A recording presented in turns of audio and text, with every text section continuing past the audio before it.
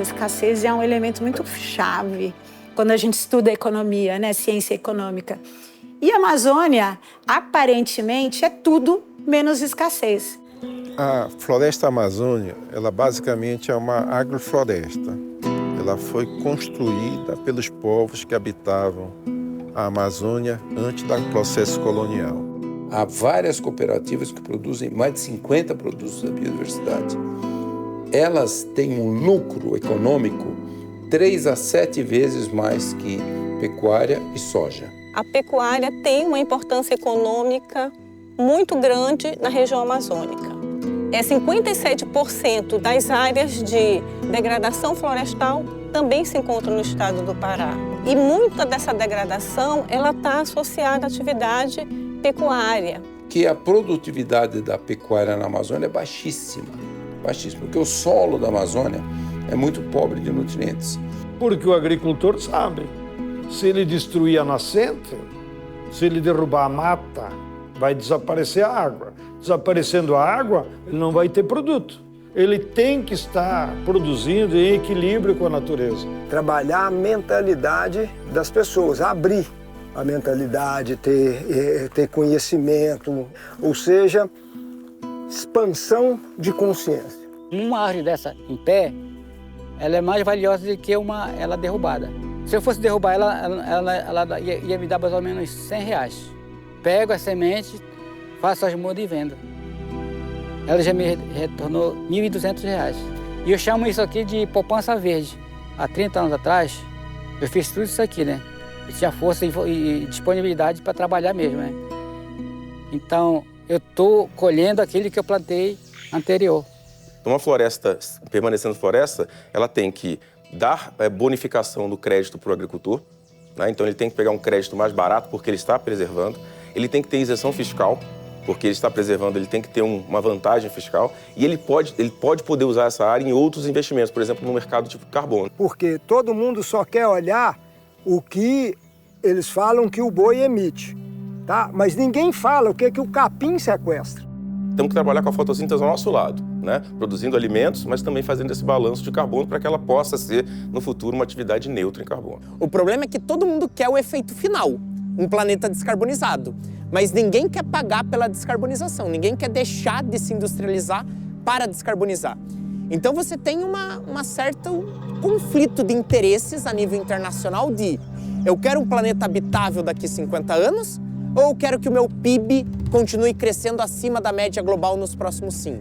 E esse é o grande esforço das COPs, é criar essa coordenação global de estar todo mundo descarbonizando mais ou menos junto. E se a gente pegar produtos que a gente chama de produtos compatíveis com a floresta ou produtos da floresta, se você fizer plantios maiores, em monocultura não digo necessariamente, mas cultivos consorciados, cultivos em agrofloresta, o ganho é 6 vezes maior do que a soja.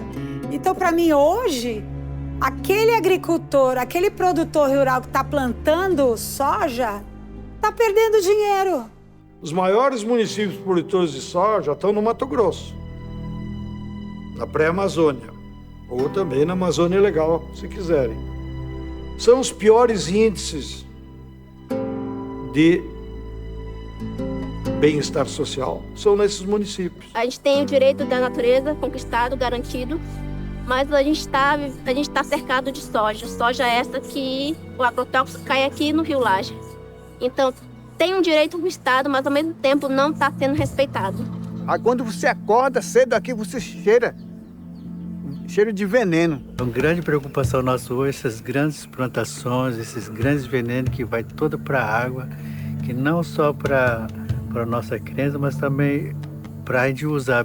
Então a Amazônia ela sempre foi voltada economicamente para fornecer commodities para o exterior, sem em nenhum momento olhar para a floresta, para o potencial da floresta e para as necessidades da população da Amazônia e dos povos originários da Amazônia.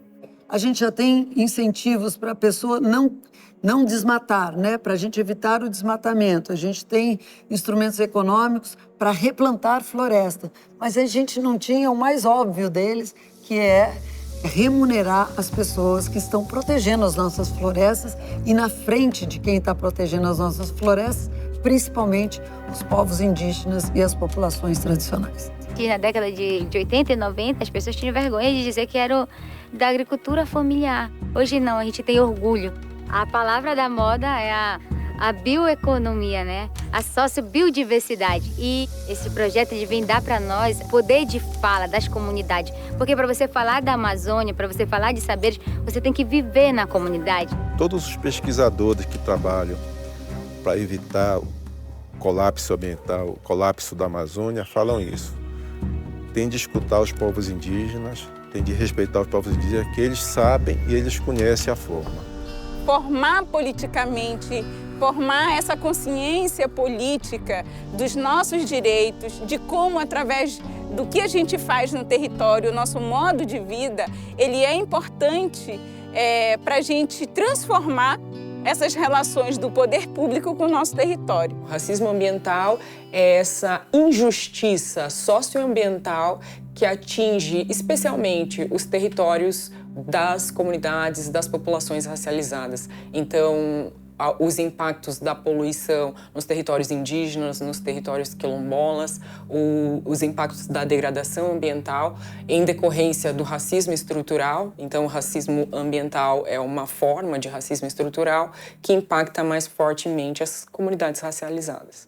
O momento que a gente vive hoje de crise climática, de emergência climática, na verdade, hoje os eventos extremos são cada vez mais intensos, mais frequentes. Quem é que é impactado com isso? É a população negra e pobre da favela que ocupa as encostas porque não tem política urbana e aquela casa vai deslizar primeiro. Pensar uma cidade justa em termos climáticos é pensar todos os sujeitos que vivem em uma cidade. Direito à cidade é o direito que as pessoas têm a terem acesso, principalmente à infraestrutura urbana, seja o saneamento, a iluminação, a pavimentação das ruas. É o direito a elas terem habitação digna e adequada, é o direito de mobilidade, ou seja, o direito de vivenciar a cidade em todas as suas potencialidades. Então, aqui em São Paulo, o desafio atual é falar sobre periferias em foco. Quais são as necessidades urgentes que a periferia tem no momento de hoje, também para a construção de novos futuros.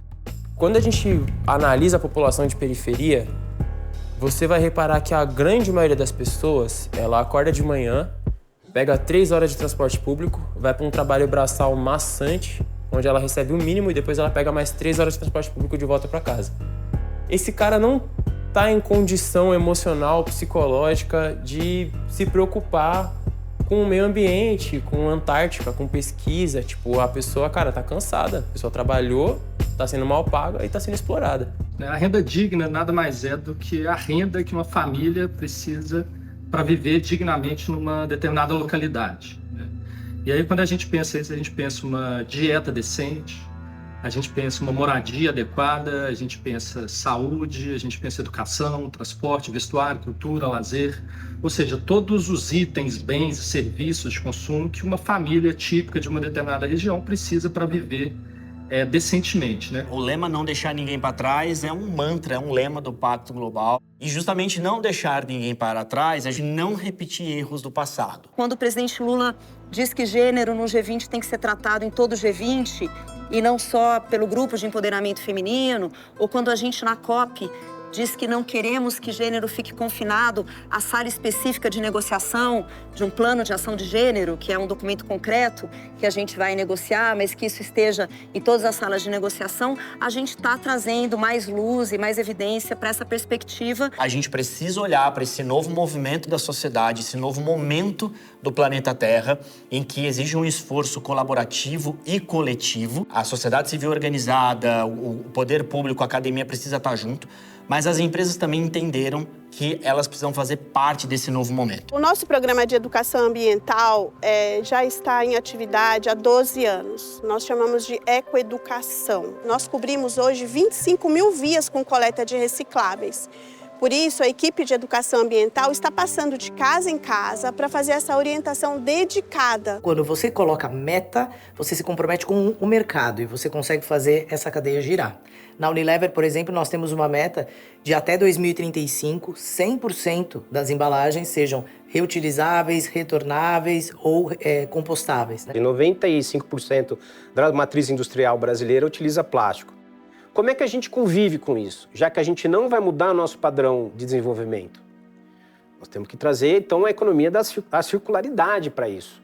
Extrai, produz, consome e o descarte volta novamente para cá, para a produção. Então, a gente provoca a circularidade das embalagens.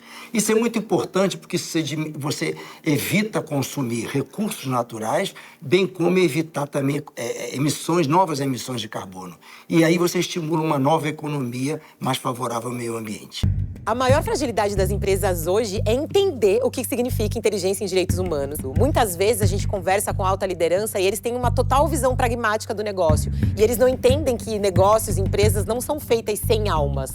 São feitas a partir da alma das pessoas que as compõem. O ESG é uma pauta progressista. Progressista por quê? Porque realmente ele tem uma mudança de paradigma quando você fala de uma transição energética, por exemplo. O açaí é amplamente consumido no Brasil, especialmente aqui na região norte, o que torna um desafio enorme o tratamento do seu resíduo.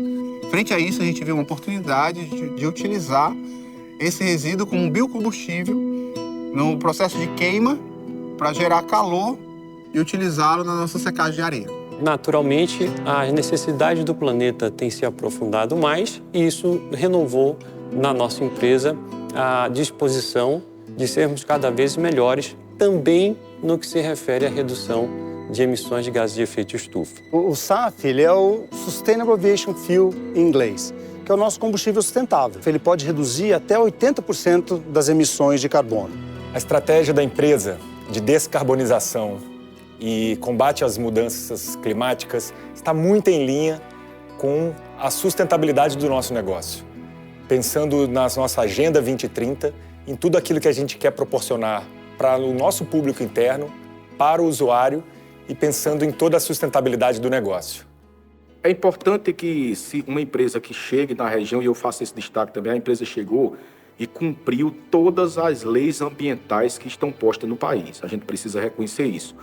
E se chegar financiando concepções que a gente vinha tentando implementar e que sozinho não conseguimos.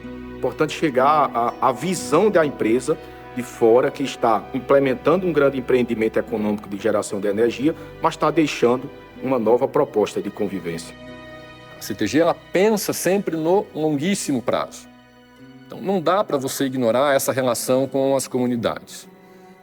Foi um cuidado que a CTG teve. Antes da gente começar as obras, antes de entrar com o canteiro, antes de chegar com os equipamentos, nós já estávamos com os projetos sociais. Então, a gente precisa cada vez mais setores unidos, empresas unidas, porque a gente tem soluções já em andamento, tem muita coisa acontecendo no Brasil. O Brasil é um dos grandes expoentes da Agenda Verde mundial, mas o que a gente não encontrou ainda, que é uma dificuldade muito grande, é escala.